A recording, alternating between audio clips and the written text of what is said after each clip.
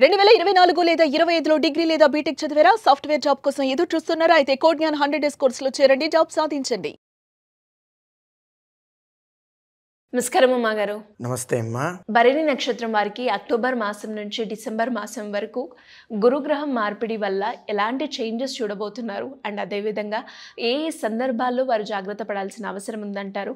వారి యొక్క characteristics and traits అనేది ఏ విధంగా ఉంటుంది? తప్పకుండా అమ్మా.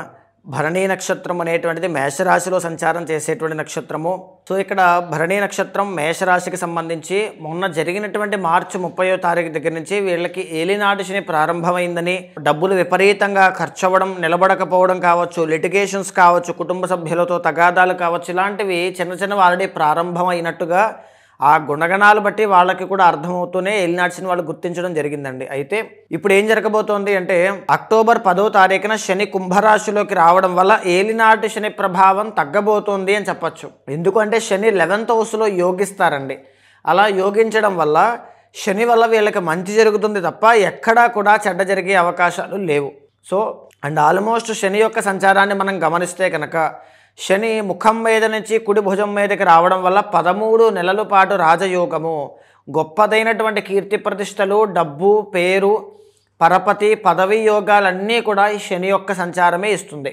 అయితే చెయ్యాల్సిన పని ఏంటి భరణీ నక్షత్రం వాళ్ళంటే వారి యొక్క శక్తిని మాత్రమే నమ్ముకోవాలి. శని ఎప్పుడు రాజయోగాన్ని ఇస్తారండి? ఇండిపెండెంట్గా వెళ్ళినప్పుడే.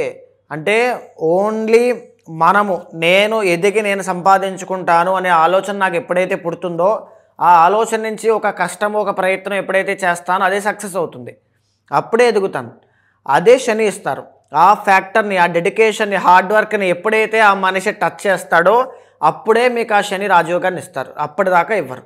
ఇక రెండవది గురువు అనేటువంటి ప్లానెట్ మీకు 4వ స్థానంలోకి ఎంటర్ అవ్వడం వల్ల అండి majorly 9th and 12th lord గురుడు 4th హౌస్లో ఎగ్జాల్టేషన్లో ఉండడం వల్ల విదేశీ యోగం అనేటువంటిది కలగబోతోంది.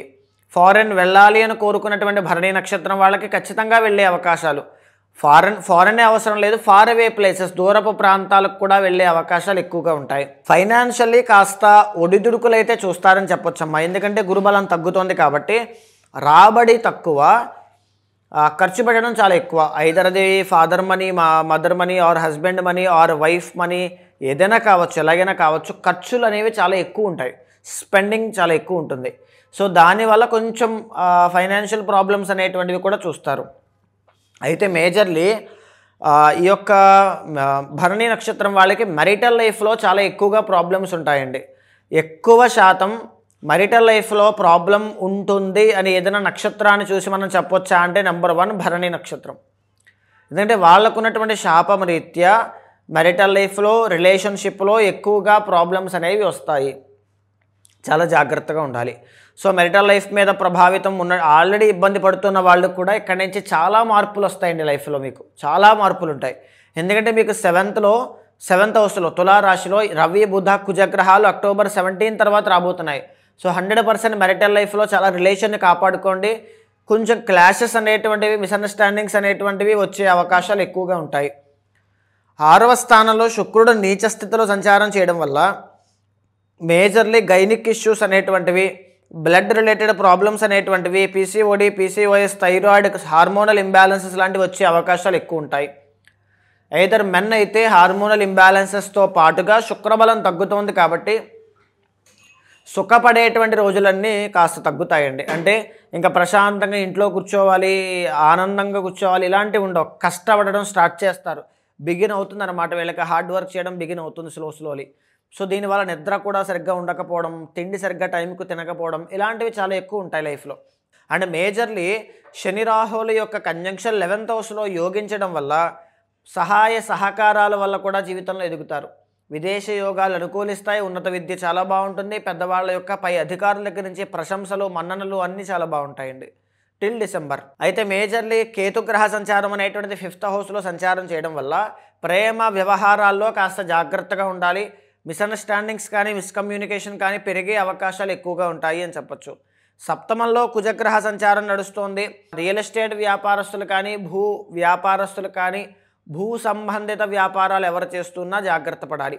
బుధుడు మాత్రమే యోగిస్తున్నారు. వ్యాపారస్తులకి స్వల్పమైనటువంటి అనుకూలత కనబడుతోంది. ఆశాజనకమైనటువంటి రిజల్ట్స్ అయితే ఖచ్చితంగా ఉంటాయి. మేజర్లీ చెప్పాలి అంటే అమ్మ 2026 జనవరి దగ్గర నుంచి వీళ్ళకి రాజయోగం ఉంది, అన్నిటికంటే అద్భుతమైన రాజయోగం. సో ఈ డిసెంబర్ దాకా అయితే కాస్త మిశ్రమ ఫలితాలు, అప్స్ అండ్ డౌన్స్ అయితే కనబడుతూ ఉన్నాయి. శని బాగున్నారు, గురుడు కాస్త వీక్ అయ్యారు, శుక్రబలం లేదు, రవి బలం లేదు, బుధుడు యొక్క బలం బాగుంది, కుజుడు యొక్క బలం లేదు. సో మేజర్లీ అప్పులు అనేటువంటివి చేయకుండా ఉండడానికి చూసుకోండి. గొడవలకి తగాదాలకి తావు ఇవ్వకుండా జాగ్రత్త పడండి. ప్రతిరోజు కూడా భరణీ నక్షత్రం వాళ్ళకి మ్యారిటల్ లైఫ్లో ప్రాబ్లమ్స్ ఉండకూడదు అంటే అమ్మా, మెన్ ఆర్ విమెన్ ఎవరైనా సరే పర్సనల్ చార్ట్ బలంగా ఉండాలి. వాళ్ళ పర్సనల్ చార్ట్ ఎప్పుడైతే కలత్ర స్థానం బలంగా ఉంటుందో అప్పుడు మాత్రమే వాళ్ళు సస్టైన్ అవ్వగలుగుతారు. లేకపోతే షూర్ షాట్ అండి, ఖచ్చితంగా ఇబ్బందులు కనబడతాయి. సాటిస్ఫాక్షన్ ఉండదు, తెలియనటువంటి అసంతృప్తి, భయము, చికాకు, లేకపోతే ఉండలేకపోతారు, భరించలేకపోతారు, ఇలా చాలా ఉంటాయి. అత్తగారితో సమస్యలు ఉంటాయి, చాలా ఉంటాయి. మేజర్లీ భరణీ నక్షత్రం వాళ్ళు చేయాల్సింది మహాలక్ష్మీదేవి యొక్క ఆరాధన ఎక్కువగా చేయాలి, నెంబర్ 1. నెంబర్ 2 ఏంటి అంటే మ్యారిటల్ లైఫ్లో ప్రాబ్లమ్స్ పోవాలి అంటే వనదుర్గా మహావిద్య అమ్మవారికి హోమం జరిపించండి. ఇది గోచార రీత్యా నేను చెప్పేటువంటిదండి. పర్సనల్ చార్ట్ చూసిన తర్వాత కళత్ర దోషం ఉంటే ఖచ్చితంగా అది చేయించాలి. అప్పుడు మీకు ఖచ్చితంగా మ్యారిటల్ లైఫ్లో ప్రాబ్లమ్స్ పోతాయి. కొంతమంది డైలమాలో కూడా ఉంటారండి, విడిపోవాలా ఉండాలా, ఆల్రెడీ కేసు నడుస్తుంది, ఎప్పుడు పూర్తవుతుంది, డ్రాగ్ అవుతుందా వస్తుందా ఏంటో తెలియనటువంటి కన్ఫ్యూజన్స్, వాళ్ళకి కూడా ఒక కన్క్లూజన్కి వచ్చేస్తారు. ఇవి చేస్తే చాలా బాగుంటుందమ్మా. మరి ఈ నక్షత్రం వారు ఎలాంటి పరిహారం చేసుకుంటే వాళ్ళకి ఫర్దర్గా బాగుంటుందంటారు? తప్పకుండా అమ్మ, గురుబలం కొద్దిగా వీక్ అయిందని చెప్పుకున్నాం కదమ్మా. గురుడు అనేటువంటి ఆయన ఎగ్జాల్టేషన్లో పాపస్థానంలో కేంద్ర స్థానంలో గురుగ్రహ సంచారం ఉండడం వల్ల అంతగా యోగించే పరిస్థితులు లేవు. కాబట్టి ప్రతి గురువారము కూడా ఉపవాసం ఉండడం కానీ, అంటే ఫైనాన్షియల్ ప్రాబ్లమ్స్ ఉన్న వాళ్ళు ఎక్కువగా ఈ రెమెడీ చేయాలి. ఉపవాసం ఉండడం కానీ, పౌర్ణమి రోజున గురు చరిత్ర అని పిలువబడేటువంటి దాన్ని పారాయణ చేయడం కానీ, దత్తాత్రేయ స్వామి వారి యొక్క ఆలయానికి వెళ్ళి దర్శనం చేసుకోవడం కానీ, శివుడికి సోమవారం నాడు ఏకాదశ రుద్రాభిషేకం చేయడం కానీ చేయండి. ఒకవేళ మ్యారిటల్ లైఫ్లో ప్రాబ్లమ్స్ ఉన్న వాళ్ళైతే మహాలక్ష్మీదేవి ఆరాధన, వనదుర్గా మహావిద్య అమ్మవారికి హోమం చేయండి.